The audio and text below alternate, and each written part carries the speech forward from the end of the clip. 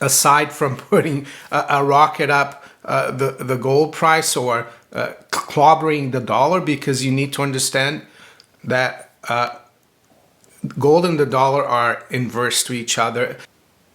Saturday, May 13th, 2023, Monaco 64 here, home of alternative economics and contrarian views.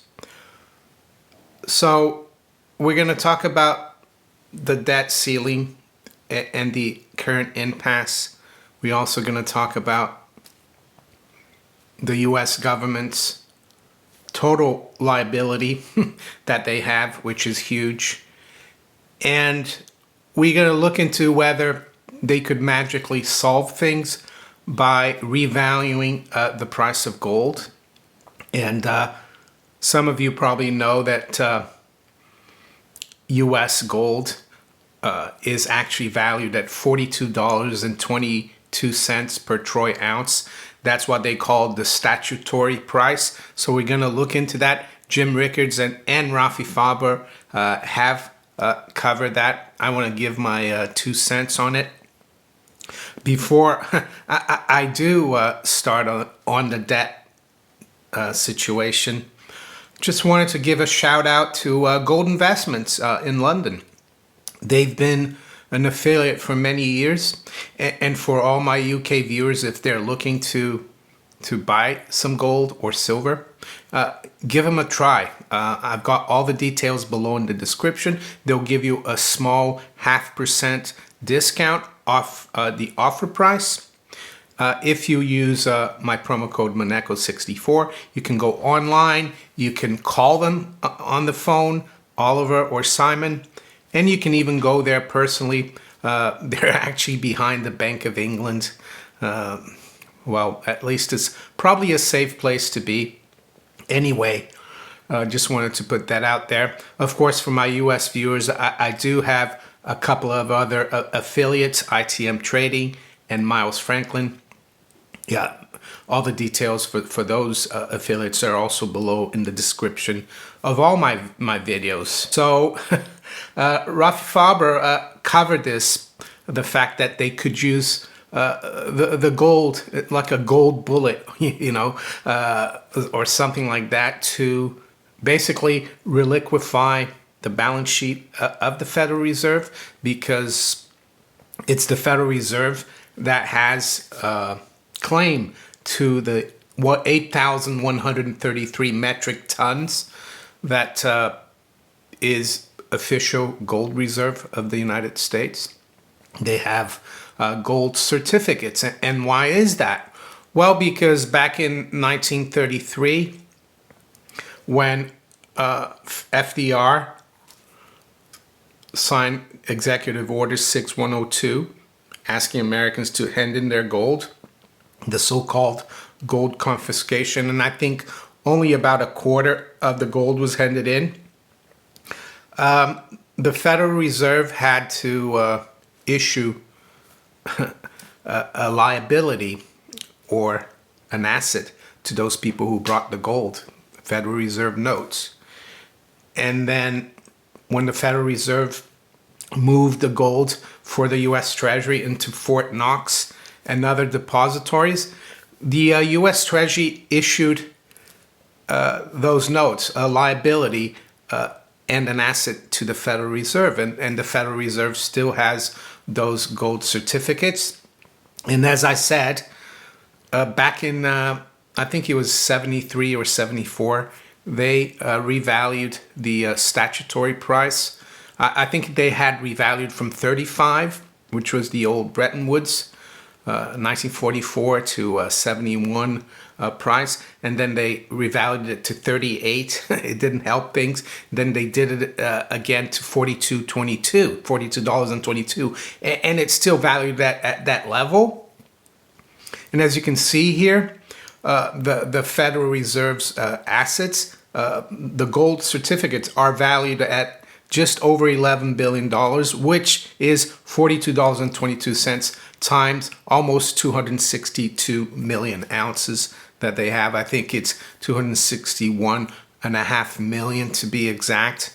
So what Jim Rickards wrote in the Daily Reckoning and Rafi Farber covered last week about Jim Rickards is that they could just change the statutory price of gold from 42.22 to the present price of just over 2,000, and that would add 500 billion to the Fed's balance sheet, and the Fed could basically send 500 billion to the Treasury,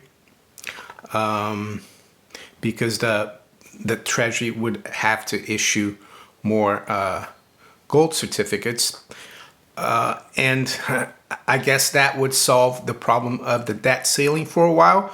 But Jim Rickards goes on to talk about why he thinks they might not do that, and I agree with him, and he's covered that before, because they're part of a foreign exchange cross, or an exchange cross.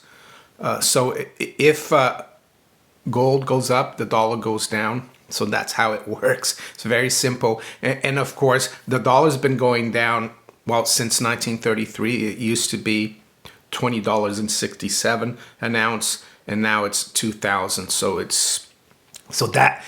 and I think what that would do as well, that would wake people up. It would even wake up the Keynesian economists from Wall Street, from the City of London, because they've all been brainwashed. Some people think they're just have a program to bring everything down. That's why they don't want to use gold. But Rafi Farber, I have to thank him. He somehow got a hold of an ex-IMF economist, an ex Morgan Stanley economist, Barclays. So this guy worked for 20 years on Wall Street. He's got a PhD from Columbia University, so Ivy League, and he's a Keynesian. And just listen to him talk about gold in Rafi's interview. He said that gold is a good investment, but it doesn't measure anything. Just listen to this. Since 1971, if you take the S&P 500 versus gold, gold is outperforming asset prices. So I would say, yeah, in dollar terms, asset prices were inflating, but it's an illusion, because measured against real money, which is still gold, it's just an inflationary illusion. Why is gold, so gold's kind of special because there's not that much gold about. So basically people want to hold some gold. Yeah, India basically consumes 20% of gold, and as Indian basically, you know what? I don't think that is a measure stick of anything to say that, gold has outperformed S&P 500, therefore basically everything is basically a bubble. That doesn't make any sense. So there you go. How can you say that gold is not a yardstick or a measuring stick? I think he says a value. Well, it has been for thousands of years. So it's not just this guy. His name is David Wu, who is brainwashed and a Keynesian.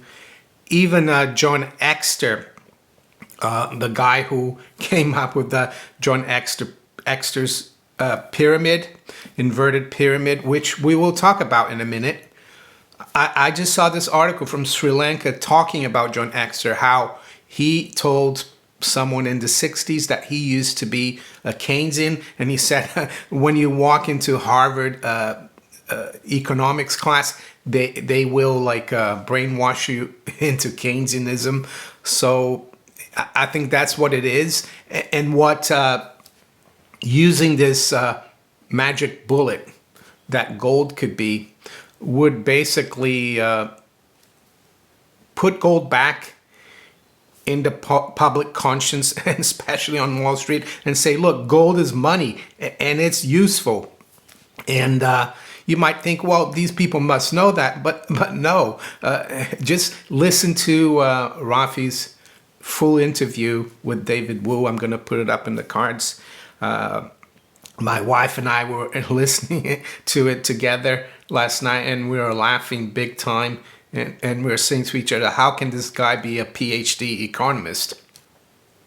So yes, it's getting very close. I think they've only got a couple of weeks to raise the debt ceiling. And what do I think is going to happen? And what do I think would happen also if eventually they raise the debt ceiling? Well, I think raising the debt ceiling is just a continuation of all the massive debt creation. Eventually, I think in the next 10 years, maybe not even, the whole system will implode, because we've seen even the Congressional Budget Office. They've said that the debt held by the public, which right now is only about 24.5 trillion, would almost double to 46 trillion by 2033. And we've seen recently Stanley Druckenmiller, the hedge fund manager, he spoke about that this is unsustainable, all the debt and unfunded liabilities. And he worked out that on a present value basis, the U.S. Treasury actually has 200 trillion in liabilities. So it's much more than the 31.5 trillion right now. So yes, raising the statutory gold price, yes, it would be very nice for us who are gold bugs or silver bugs, or who have been stacking. They could raise it to 10,000. That would give the Treasury 2.5 trillion. But those 2.5 trillion would be gone in terms of the ceiling in a year and a half or two. So my view is, yes, if there is a default, it would basically be an acceleration of what is going to happen anyway. Raising the debt ceiling would just be kicking the can down the road. Yes, it will be very painful for the people who depend on Uncle Sam for their survival, and also for other governments around the West, because it's not just the United States that's going to suffer, it's all countries. So I was talking about John Exter earlier. So what could happen if there is a total default, even though Janet Yellen said we could default on a few things? Well, if there is a total default, John Exter's pyramid will just collapse. And the only thing left, of course, will be gold and silver at the bottom, in terms of money, of course, or in terms of money and value. Everything else would just implode, I would say. Will it get to that point? Maybe not. They'll be able to patch things up, but the credibility of the U.S. Treasury and the whole fiat currency system will be greatly damaged, I think, if they don't get something done soon. And that's what I think could happen. Am I saying you should buy gold and silver because they're going to use the statutory price, raise the statutory price? No, and I don't think they will, because it would be an admission of defeat. It would admit that really the fiat dollar is not the safest and the safest reserve asset, or the safest thing in the world. It would basically destroy that fallacy and show that real money is gold and also silver. And that's probably why they won't do it. And also because they're ignorant of how important gold is. Yes, Paul Krugman a few years ago, or in 2011, he said, why don't we do a platinum coin, value it at $1 trillion? Well, I think Paul Krugman, if you can do that to platinum, why not to gold? But I don't think it would solve any problems. Things would you'd still be lumbered with the national debt. Personally, I think the best thing would be for the whole thing to implode. Of course, I'm not saying that things will be great, not by any stretch of the imagination. The riots and the martial law that was predicted back in 2008. I think it was a congressman that came out. I think it was after Congress said no to the TARP bailout. So, I forgot his name. He said, if we don't pass this, this is what's going to happen. And I think it could be that bad.